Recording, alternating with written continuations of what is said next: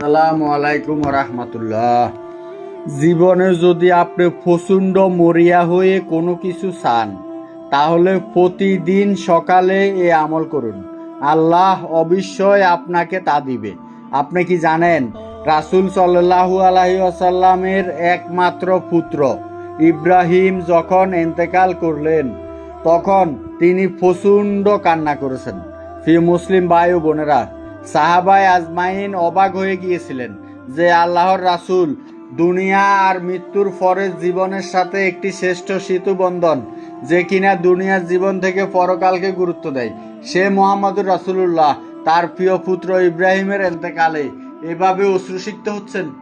এখানে বলে রাখি, আল্লাহর রাসূল কিন্তু হাউমা করে কান্না করেননি, চুপচাপ দাঁড়িয়েছিলেন আর চোখ দিয়ে শীতল অশ্রু গড়িয়ে পড়েছে। সাহাবায়ে কেরাম রাদিয়াল্লাহু অবাক হয়ে জিজ্ঞেস করলেন, ইয়া রাসূলুল্লাহ, এটা কি? আপনিও কাঁদছেন? প্রিয় দর্শক, আপনারা কি জানেন কেন সাহাবীরা অবাক হয়েছে? কারণ হচ্ছে, অনেক সময় মানুষের মধ্যে একটা ভুল ধারণা থাকে যে আপনি একজন পরিপূর্ণ মুমিন বান্দা হলে, আপনার ঈমান অনেক শক্তিশালী হলে আপনার মধ্যে কোনো ইমোশন থাকবে না, আপনি একদম কঠিন পাথর হয়ে যাবেন। এটা একদমই ভুল ধারণা।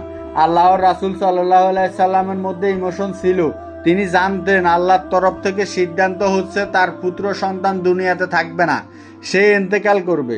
কিন্তু আল্লাহর রাসূল সাল্লাল্লাহু আলাইহি সাল্লাম সকল বিষয় জানার পরেও অশ্রুসিক্ত হয়েছিলেন।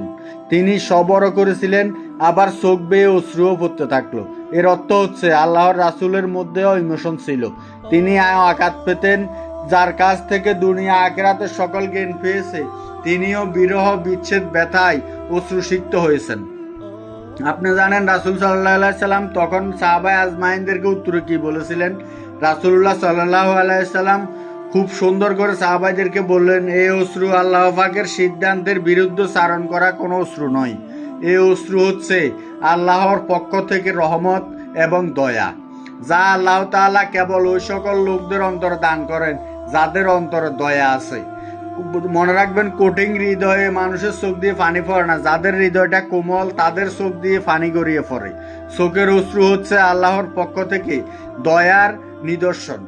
আমি কাঁদছি কারণ আমি আমার সন্তানকে স্নেহ করি, তাকে অনেক ভালোবাসি।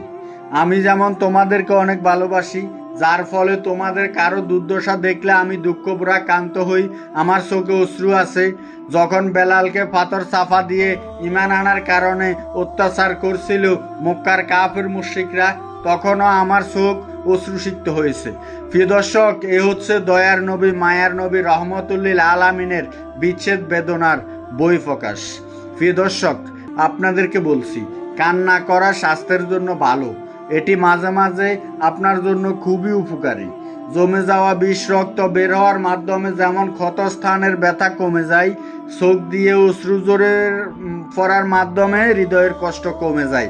আল্লাহ তাআলা মানুষের মধ্যে এই বৈশিষ্ট্য দিয়ে তৈরি করেছেন। আবার তার কাছে পৃথিবীর সবচেয়ে প্রিয় হচ্ছে জেহাদের ময়দানে তার পথে জোরে পড়া এক ফোঁটা রক্ত এবং সালাতের পর জায়নামাজে অশ্রুসিক্ত বান্দার দুই নয়ন, সেখান থেকে জোরে পড়া এক ফোঁটা পানি আল্লাহর কাছে খুবই প্রিয়। আপনি দুঃখ ফেলে কষ্ট ফেলে কাঁদবেন, দুঃখ কষ্টর কারণে কাঁদা এটি খুবই স্বাভাবিক।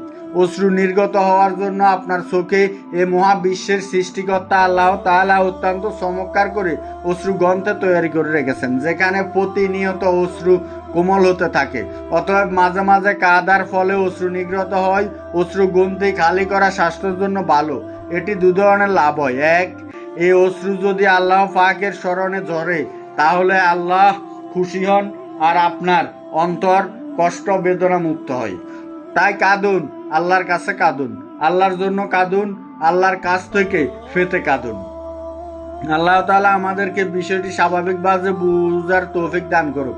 আল্লাহর কাছে দুহাত তুলে কান্নাকাটি করবেন, হে আল্লাহ, আপনার কাছে চাই। সেটা এজন্য নয় যে আপনি অনেক কিছু হারিয়েছেন, বরং আপনি যখন কোনো কিছু খুব বেশি আকাঙ্ক্ষা করবেন, কোনো কিছু পাওয়ার জন্য মরিয়া হয়ে যাবেন, তখন শেষ রাতে ঘুম থেকে উঠে আল্লাহর জন্য সালাত আদায়ে দাঁড়িয়ে যান। যখন সবাই গভীর ঘুমে আচ্ছন্ন থাকবে, আপনি দুহাত তুলে আল্লাহর কাছে প্রার্থনা শুরু করুন, আল্লাহর কাছে কাকুতি মিনতি করে চাইতে থাকেন। যখন আপনার দু চোখ বেয়ে অশ্রু গড়িয়ে পড়বে এবং অশ্রু গড়িয়ে পড়ে আপনার গাল ভিজে যাবে, তখন আল্লাহ তাআলা বলবে, হে আমার প্রিয় বান্দা, তুমি কোনো কিছু হারানোর বেদনায় কাঁদছো না। তুমি এই জন্য কাঁদছো না যে আমি তোমার থেকে কোনো নেয়ামত কেড়ে নিয়েছি। তুমি এই জন্য কাঁদছো না যে আমি তোমাকে কোনো শাস্তি দিয়েছি, বরং তুমি এই জন্য কাঁদছ যে তুমি আমার কাছে আকুতি করছো, মরিয়া হয়ে কোনো বিশেষ কিছু চাইছো। দর্শক, আল্লাহ তাআলা খুশি হন মানুষ চাইলে। আল্লাহ তাআলা তখন কি করবেন জানেন?